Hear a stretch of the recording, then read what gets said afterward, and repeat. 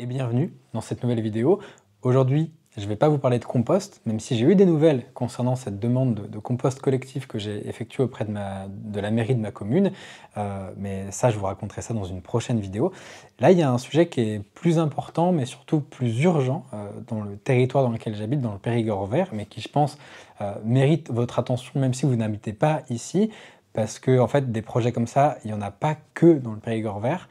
Et donc là, ce dont j'ai envie de vous parler, c'est un projet de carrière de quartz dont les travaux sont en train de commencer, et c'est pour ça que c'est urgent, parce qu'il y a besoin de s'en emparer pour arrêter les travaux, le temps de faire de plus amples études d'impact environnemental.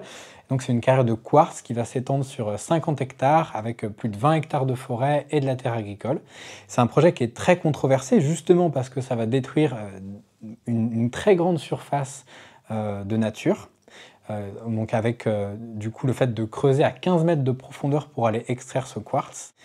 Et surtout c'est controversé parce que, en tout cas selon les citoyens et les personnes qui se mobilisent contre ce projet de carrière, l'étude d'impact qui a autorisé l'implantation de cette carrière a été... il y a eu un grand manque de rigueur qui a été faite dessus, voire même on pourrait se poser la question, est-ce qu'il n'y a pas eu aussi un travail de réseautage qui a été effectué pour permettre l'autorisation de ce chantier-là, parce qu'en fait, dans cet espace naturel qui va être détruit pour cette carrière, donc selon les citoyens, il y a des sources d'eau permanentes et très précieuses qui sont présentes à cet endroit-là, et l'étude d'impact environnemental a complètement invisibilisé l'existence de ces sources.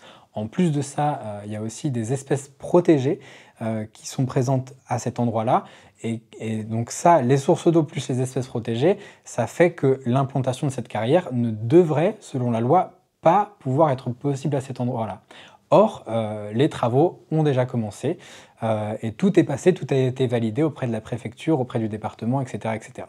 Et donc, il y a une mobilisation qui est en train de s'opérer. Donc, on a fait une manifestation il y a quelques jours. Je vais vous partager quelques images que j'ai faites à ce moment-là. Je ne vais pas m'étaler plus que ça parce que je maîtrise très peu le sujet en comparaison avec les personnes qui s'y intéressent depuis déjà plusieurs mois, voire même plus d'un an. Donc je vais leur laisser la parole et donc je vous laisse avec ces images.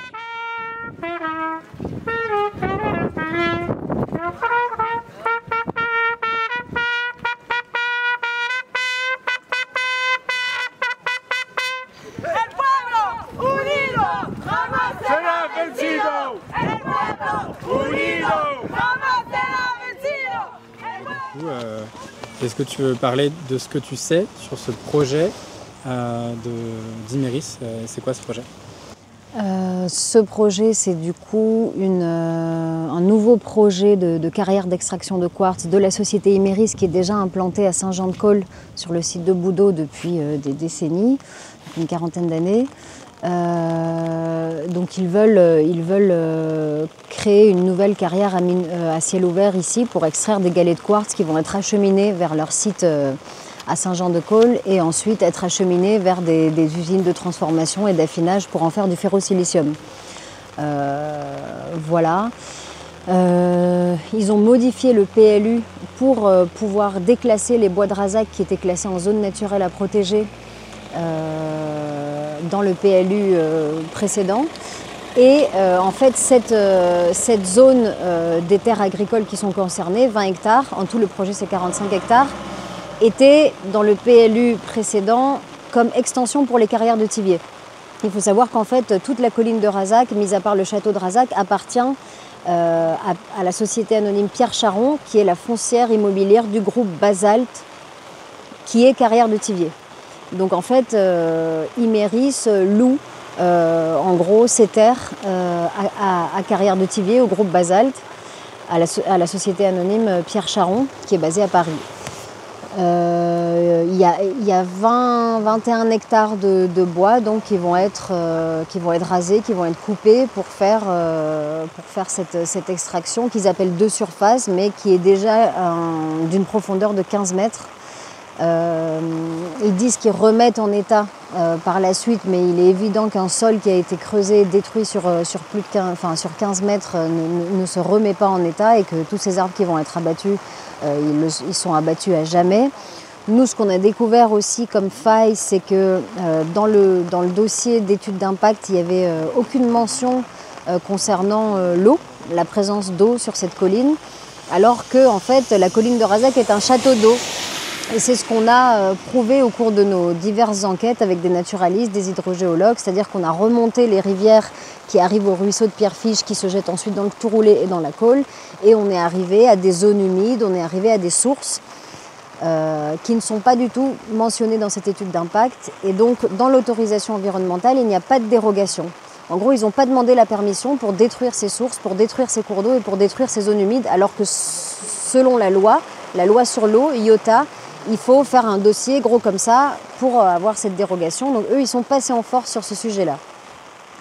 Ils sont passés en force également sur le sujet des espèces protégées, vu qu'il n'y a pas de dérogation non plus espèces protégées dans l'autorisation environnementale, alors qu'on a trouvé avec des naturalistes, encore une fois, des professionnels, 10 espèces protégées qui ne sont pas ou peu, qui sont pas suffisamment ou pas du tout mentionnées dans l'étude d'impact. Et donc encore une fois, là il y a un passage en force, c'est-à-dire que la préfecture a donné une autorisation où il n'y a pas de dérogation pour la destruction de ces habitats et de ces espèces et pas de dérogation pour la destruction des milieux aquatiques. Donc on dénonce l'illégalité de l'autorisation environnementale et c'est le sujet du recours gracieux qu'on a adressé en août à la préfecture et à Imerys, auquel on a eu 0 réponse, alors que le directeur du cabinet de la préfète nous avait dit qu'on aurait une réponse quand on a été reçu lors de notre manifestation du 19 août.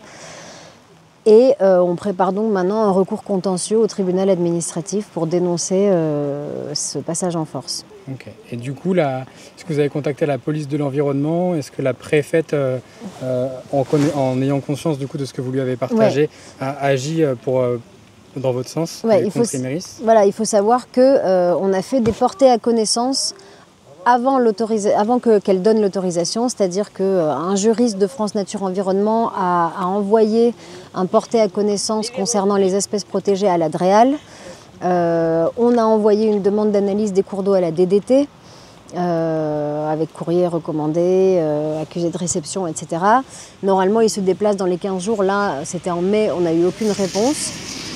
Quand on parle de ça, que ce soit au directeur du cabinet ou au service de la préfecture, ils nous disent « vous inquiétez pas, l'État fait son travail, etc. » Mais en gros, toutes les données qu'on a portées à connaissance au service de l'État ont été niées et nous n'avons reçu aucune réponse à part une autorisation environnementale et un feu vert pour ce projet sans prendre en compte nos revendications, sans prendre en compte ces données. Okay. Et j'ai entendu parler d'un conflit d'intérêts sur l'étude d'impact. Est-ce que ça c'est avéré et vérifiable?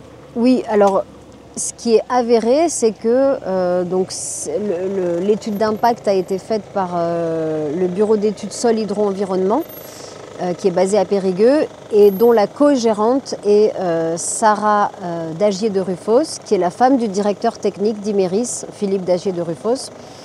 Donc, voilà, on peut douter de la neutralité et de l'objectivité de cette étude d'impact alors que la co-gérante est la femme du directeur technique.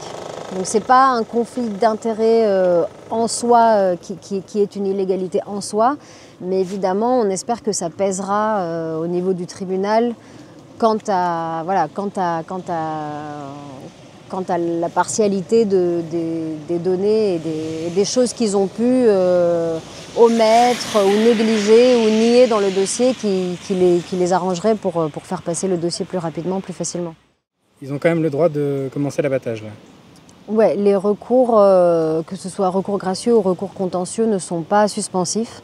C'est-à-dire qu'il faut le temps de la justice pour arriver peut-être à une suspension des travaux, mais entre-temps, ils ont évidemment le temps de faire énormément de dégâts, comme de faire ce qu'ils sont en train de faire en ce moment même, depuis ce matin, c'est-à-dire abattre des arbres, détruire potentiellement une des sources qu'on appelle la source des fées, nous, mais une des sources les plus belles de cette colline, qui va du coup impacter le ruisseau, avec toute la zone humide qu'il y a autour. Donc ça, ils ont le droit de le faire puisqu'ils ont le feu vert de la préfecture. Un grand merci à Natalia pour toute sa clarté et pour tout le travail derrière de toutes les personnes qui se mobilisent contre ça. Et malgré ça, comme toutes les personnes qui se mobilisent contre le projet de carrière, je suis complètement scandalisé du fait que malgré tous les recours qui ont été effectués et tentés auprès des administrations compétentes, rien n'a pu aboutir et que malgré des recours qui sont encore en cours, les travaux ont quand même été autorisés. Et là, le problème, c'est qu'à partir du moment où les travaux sont autorisés, et bah, du coup, il y a autorisation de couper tous les arbres et de commencer à creuser. Et donc, prouver après que tout ça, ça a été détruit, qu'il y a des sources d'eau permanentes à protéger et qu'il y a des espèces enfin de la biodiversité à protéger qui empêcherait ce projet de carrière, et ben, ça ne sera plus possible. D'où l'urgence de partager ça maintenant et de se mobiliser massivement contre ce projet de carrière, parce que c'est totalement scandaleux. Voilà. Bon, je vous laisse avec la suite parce qu'il y a d'autres choses intéressantes que Nathalie partageait qui permettent aussi plus de compréhension et de clarté sur ce sujet-là, et avec quelques images, quelques autres images de la manifestation de ce 22 octobre. Tant qu'on n'a pas l'avis du recours, on ne peut pas commencer les travaux. Seulement, comme la plupart du temps, on poursuit les travaux de manière à ce qu'au moment où le recours est favorable, ah ben oui, mais c'est plus possible. Hein, vous avez l'exemple de l'A69 qui est devant vos yeux, vous devez comprendre ce que je dis. Donc, de détruire toutes les preuves, en fait. Vous essayez de détruire toutes les preuves de l'existence des espèces protégées, de l'existence des sources. Ils sont en train de tout détruire de manière illégale et de manière mafieuse. Voilà, ils détruisent, c'est l'industrie de la destruction. Ils sont en train de défoncer tout l'avenir de tout le monde, l'avenir de la biodiversité. On voit que le déploiement de gendarmes, en fait, c'est une société privée, mais là, elle est escortée par la gendarmerie. On voit clairement qu'il y a deux poids, deux mesures dans le degré de réactivité quand nous, on demande des choses et quand eux demandent des choses. Nous, on avait planté une yourte ici pour se mettre à l'abri pendant notre vigie sur un terrain privé avec l'autorisation. Et là, la préfecture est devenue complètement... c'était un déploiement de pression et ils ont tout fait pour nous faire démonter la yourte jusqu'à faire la pression sur la mairie. On a eu un PV, une mise en demeure de démonter la yourte sous 48 heures sous peine d'amende, 300 € par jour, parce que ce bout de terrain est en zone naturelle. Alors qu'en face, les 45 hectares étaient en zone agricole, en zone naturelle à protéger. Tout ça a été... un tapis rouge est déroulé en fait à ces multinationales qui viennent exploiter les richesses de ce sous-sol en donnant des miettes au territoire et sans la concertation des habitants, avec très peu de transparence et avec des arrangements qui sont pas démocratiques et qui sont pas dans l'ordre des choses et qui sont à la limite ou pas légaux.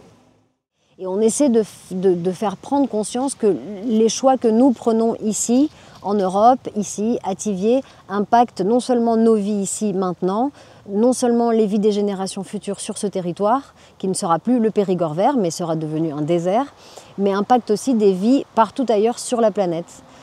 Et que en disant oui à ce genre de projet, en disant oui aux camions, à la poussière, à l'extraction, au profit privé, au détriment des forêts, des rivières, du cadre de vie des habitants, de la transparence, de la démocratie, nous disons oui à un système qui est en train de détruire les conditions du vivant sur cette planète. Et c'est pour ça que le 1er novembre, nous organisons une manifestation à Thiviers. Et à la suite, il y a une conférence avec deux invités extrêmement précieux que nous avons l'honneur d'accueillir. C'est Juan Pablo Gutiérrez, qui est porte-parole du peuple autochtone Yupka en Colombie, et David Maenda Kitoko, qui est porte-parole de Génération Lumière, une association franco-congolaise, qui vont venir justement faire le lien entre les conséquences de nos choix ici, sur des territoires qui sont de l'autre côté de l'océan, et comment tout ça est lié et comment nous devons être responsables de ce à quoi nous disons oui sur nos territoires. Et voilà, vous avez à peu près toutes les informations que j'ai à ma connaissance sur ce sujet-là. J'aurais aimé ajouter à cette vidéo des images de ces forêts à protéger, des espèces aussi à protéger, de l'eau aussi qui a été filmée en plein cœur de la canicule cet été et qui continuait de couler encore à cet endroit-là. Mais j'ai pas eu le temps de récupérer ces images-là parce que là, l'urgence était de partager cette vidéo. Donc ce sera peut-être le sujet d'une prochaine vidéo où je pourrais aussi vous montrer ces images-là qui ont été recueillies par d'autres personnes que moi et du coup avoir des interviews avec d'autres personnes qui militent aussi contre cette carrière. En tout cas, il y a un fort besoin de mobilisation sur ce projet-là. Si vous avez envie de soutenir cette mobilisation d'une façon ou d'une autre, je vais vous mettre des informations en description. Vous allez pouvoir vous mettre en lien avec les personnes de l'association Sauvegardons Razak et le bassin de Cole. Et puis voilà, toute l'énergie que vous pourriez avoir à disposition pour soutenir cette mobilisation contre cette carrière sera la bienvenue parce qu'il y a vraiment besoin de soutien. Toutes les idées que vous pourriez avoir de choses qui n'auraient pas encore pu être tentées comme recours, allez-y, venez, il y a besoin. Voilà. En tout cas, je vous souhaite une très bonne fin de journée et je vous souhaite de continuer de vous mobiliser pour la protection de la nature si vous le faites déjà ou de commencer à vous y investir si vous n'avez pas encore fait un premier pas. Voilà, et puis on se revoit pour une prochaine vidéo. Ciao, ciao!